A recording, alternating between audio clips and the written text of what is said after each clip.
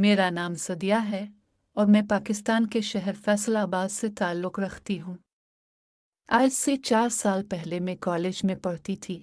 तब मेरी एक लड़की से दोस्ती हो गई जिसका नाम नूर था। नूर बहुत रहमदिल और हसास लड़की थी। वो छोटी छोटी बातों पर रोना शुरू कर देती थी। नूर को सोशल मीडिया पर एक लड़के से मोहब्बत हो गई थी। ये मोहब्बत इतनी गहरी थी कि वो हर वक्त इसी लड़के का जिक्र करती रहती थी।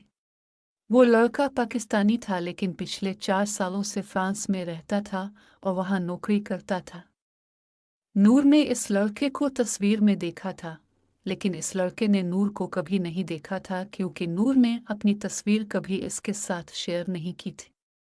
वो सिर्फ मैसेजेस और कभी कभार ऑडियो कॉल पर बात करते थे।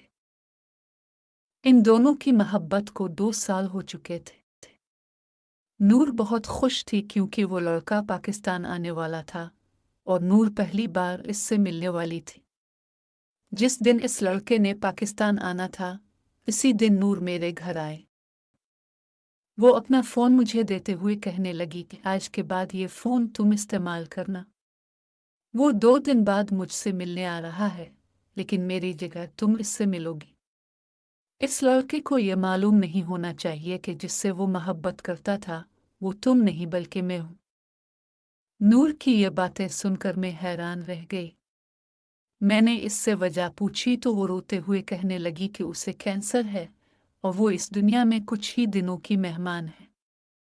नूर ने कहा, अब मैं नहीं चाहती कि वो लड़का मेरी मौत के गम में अपनी सारी जिंदगी गुजारे। मेरी आखिरी ख्वाहिश है कि वो खुश रहे और तुम उसकी जिंदगी में मेरी जगह ले लो। नूर की ये बातें सुनकर मेरी आंखों में आंसू आ गए। मैंने इसे गले लगाया और वादा किया कि मैं उसकी ये बात किसी को नहीं बताऊंगी। 2 दिन बाद मैं इस लड़के से मिलने गई और उसे बताया कि मैंने अपने बारे में झूठ बोला था। मेरा असल नाम नूर नहीं बल्कि सदिया है।